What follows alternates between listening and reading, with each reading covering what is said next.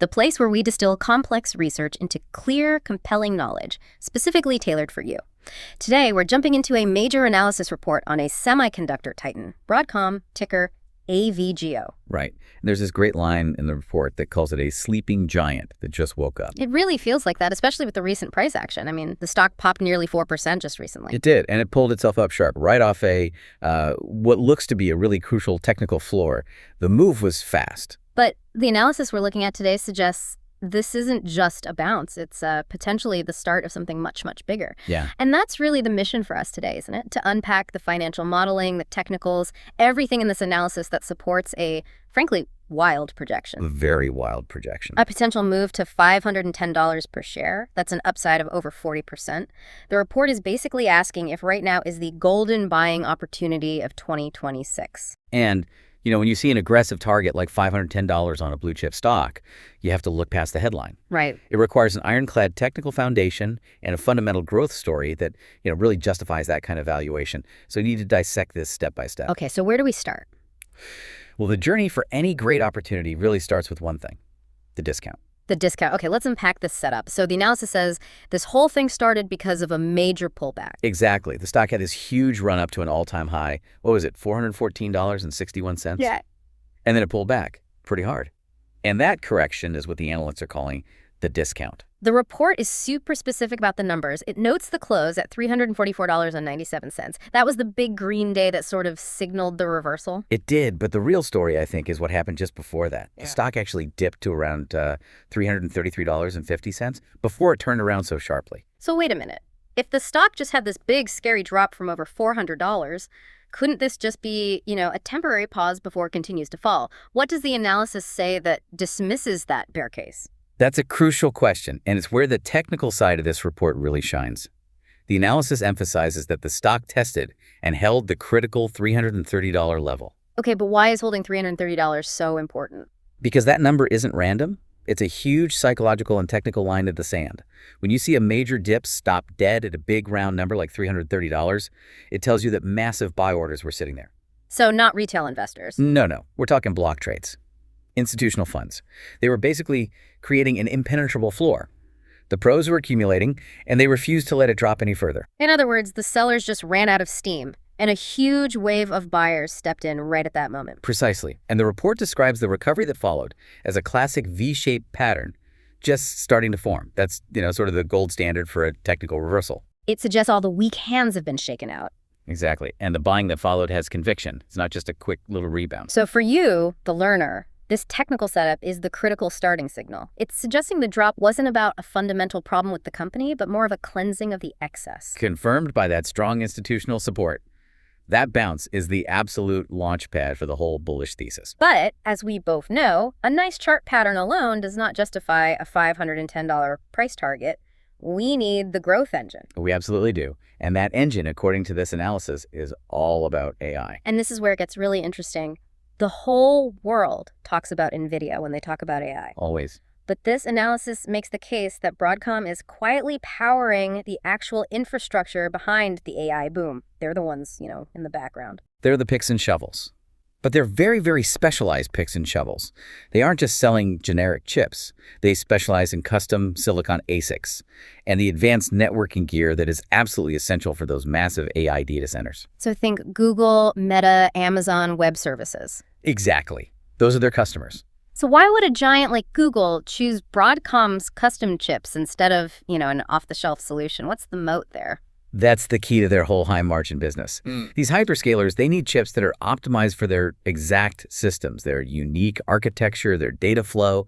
So Broadcom comes in and co-designs these proprietary chips with them. They become an embedded partner. And once you win that design, you've locked in guaranteed high-margin revenue for years. It's a very sticky relationship. And the numbers in the report just scream success on that front. There's one data point that's just staggering. Broadcom's AI-related revenue is up a massive 74% year over year. I mean, that is just incredible acceleration for a company this big. And that 74% figure, that's the fundamental justification for that huge price target. But it brings us to the valuation elephant in the room, which the report had to address. It did. If you just glance at the numbers, the current PE ratio is sitting up around 72. That's steep. It would make a lot of investors pause. It absolutely should make them pause. But the analysis provides some really important context here. While the current PE is high, the forward PE drops all the way down to about 32. Wow, that's a huge difference. It's massive. And what that implies is that analysts expect earnings to more than double in the near future, driven almost entirely by that sticky, high-margin AI growth we were just talking about. So the argument is you're paying a premium today for tomorrow's much bigger earnings. It's a growth at a reasonable price kind of story. That's the core of the valuation thesis. The analysis also pivots a bit. It argues that for these big semiconductor companies, PE can be misleading because of, all the depreciation and CapEx. So what's a better metric? Free cash flow. FCF. And when you compare Broadcom's FCF generation to its peers, the analysis says the stock actually looks comparatively cheap for the quality of growth it's delivering. And Wall Street seems to agree. The report mentions major firms like Mizuho are maintaining outperform ratings. The consensus seems pretty strong. Very strong. The path of least resistance seems to be up, and all of this cash generation leads us to the next point in the analysis. The company's stability. They call it a financial fortress. That's a strong term. It is, but we're talking about a level of stability that few companies have. Broadcom is a mega cap safety play. Its market cap is what, $1.64 trillion? Yeah. This is not some speculative startup. But hold on, if it's a safety play, why are we talking about 40% upside and high volatility? What makes it safer than other tech giants? The safety comes from its diversification. Broadcom's business is split. You've got the core semiconductor business, but you also have a huge, very profitable infrastructure software segment. And that software revenue acts as a stable base. It lets them weather the cycles in the hardware market while the AI business provides the explosive growth. It's a really resilient model. And the analysis says the centerpiece of all of that is the cash flow. It is the ultimate engine. The report calls AVGO a cash printing machine. And it's not an exaggeration. It's generating about $26.9 billion in free cash flow a year. $27 billion. I mean, the significance of that number. Yeah. It's just huge. That's pure liquidity after running the entire business. So what does that much cash let them do for shareholders, practically speaking? It allows for incredible financial discipline. The report highlights three things. First, they consistently pay down debt, which strengthens the balance sheet, reduces risk. Sure. Second, they can aggressively buy back their own shares, which boosts earnings per share. And third, critically, it allows them to just keep growing their dividend. That dividend detail is a great point for investors. The report reminds us that while you wait for this projected 40% appreciation, you're getting paid. It's what, 65 cents a quarter? So $2.60 a year? Exactly. For you as an investor, that FCF is the best sign that management is disciplined. They aren't just banking on future growth. They're generating massive operational cash right now. And that makes an aggressive target like $510 feel less speculative and much more, financially sound. That robust foundation brings us to the final section, the actual action plan, the specific targets laid out in the analysis. What are the milestones for us to track?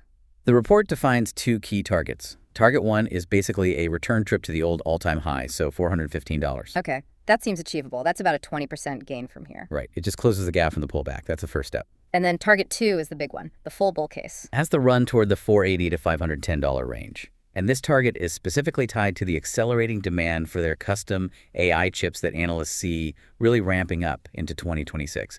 Hitting 510 is that full 48% gain. Okay, so we have the reward potential laid out clearly. What about the other side of the coin? Risk management. And the report is very prescriptive here, which is really helpful. It specifies two critical things. First, the recommended entry zone.